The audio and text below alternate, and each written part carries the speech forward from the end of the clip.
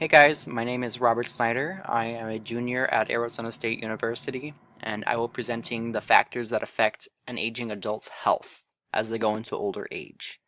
I want to start by defining what aging is. Aging is broken up into two sections, and I found this in a sociology book and I thought it was interesting. Primary aging is the biological and cellular changes that are out of our control. So this would pertain towards our systematic slowdown as we age, the physical changes that occur as we age. So these are things that cannot be avoided, unfortunately. Secondary aging are factors of our health that are controllable, such as getting the proper amount of exercise and diet. Now, there's two ideas that I really found to be a big theme in my research and in my interview with my interviewee, which was productive and proactive aging. So, productive aging is staying ahead of your health and up to date with maintenance. This means going to physicals, seeing the specialists you may need to see for any chronic conditions that may be happening. Proactive aging is maintaining a lifestyle of involvement and staying physically and mentally stimulated as you go into older age. This is imperative because as you get older, you start slowing down physically and mentally. You want to keep your mental state sharp, otherwise it's a domino effect. Once your mental state starts freezing up or slowing down or becoming less cognitive, then your physical health starts diminishing as well along with it. Now, I'm going to introduce you to my interviewee. His name is Lucho Arevalo. He's a Peruvian and 90 years old. He was born in Lima, Peru, and moved to the States when he was 30 with his wife to start a new life together. They currently live in Fountain Hills, Arizona, and in Phoenix he used to be a medical director for an internal medicine clinic. So he did not have a specific specialty. He just kind of treated patients as a whole and would refer them out to different specialties if they needed further assistance in their chronic conditions. So he has a very good understanding of what is needed as you get older. He loves working even at 90 years old. He stays very active in his field of interest. He still interacts with his colleagues and consults with them. He's big into reading and researching medical information and staying up to date on the latest trends. Now, I'm going to further divulge into Lucho's take on health and aging and what it means to him.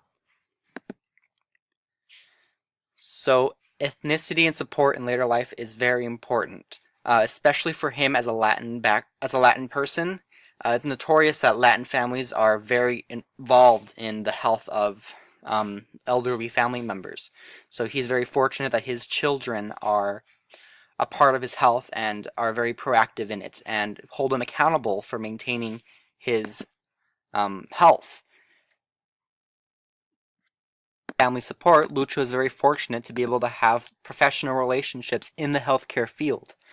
These relationships have positively impacted his quality of care when going to specialists because these people are his colleagues or even people that he had trained as a physician when they were going through their internships and their rotations. So he has very close connections with people in the healthcare field.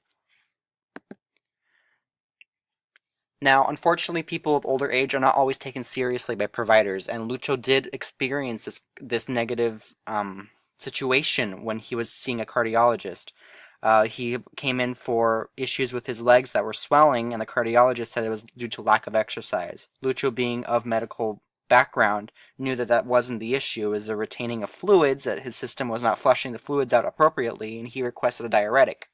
The cardiologist thought he knew better and did not prescribe the diuretic, did not take his requests seriously because he wrote it off that this man did not know what he was talking about. Unfortunately, Lucho was forced to see a different specialist, which was a colleague of his, and the colleague agreed that it was retention of fluids and that a diuretic would flush everything out. So due to this disregard and his concerns, the quality of health he receives was very poor, and he now doubts the opinion of people he may not really know or of healthcare professionals that he is not very familiar with. So he is very picky on who maintains his health. And so he does believe strongly that with age it's imperative to have a good quality of healthcare readily available to tend to active health problems. As a 90-year-old male, Lucio is very, very fortunate to only have a small list of chronic conditions that he suffers from. He does have high cholesterol, known as hyperlipidemia, and this is controlled through medication and through his primary care provider. He does suffer from bradycardia, which is a slower heart rate, and this is controlled through a pacemaker that he had surgically implanted. He does suffer from the edema of the bilateral legs, which is a swelling in both of his legs that he flushes out with diuretics when he needs it. He did also suffer from a small mini stroke, which resulted in a partial facial paralysis, which he has regained a lot of his mobility in his face, but part of it still droops and he still has some difficulty with it. When that stroke happened, he did see physical therapy. He does go to cardiology to attend to his pacemaker and edema problems, and he does have a primary care provider who manages the high cholesterol and overlooks him as a whole and makes sure he's doing well, and he goes to him for any acute problems he may be having.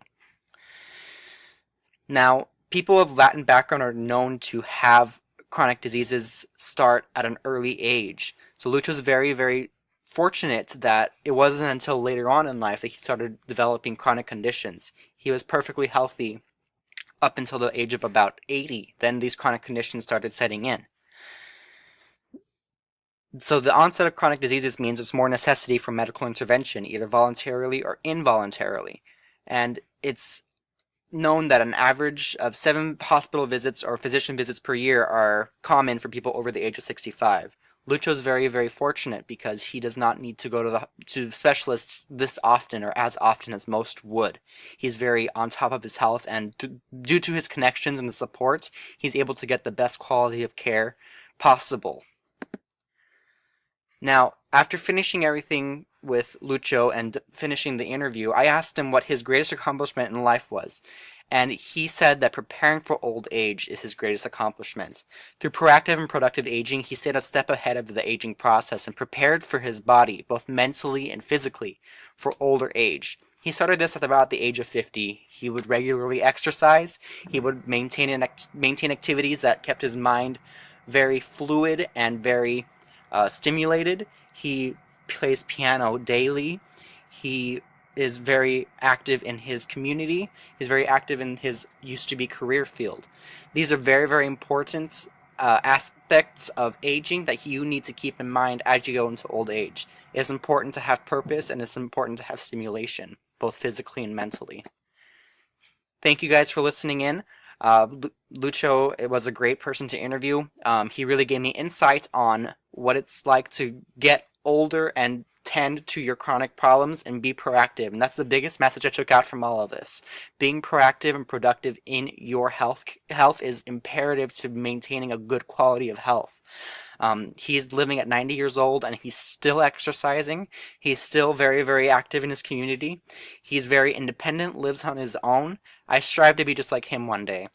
I strive to be a healthcare provider when I get older, and I know that by being able to understand what a person struggles with daily is important to be able to relate to your patients more. And Lucho was a rare case where he is not as high maintenance as other older individuals may be. I had a great time interviewing him, and his story will stick with me for a very long time. Thanks for listening in.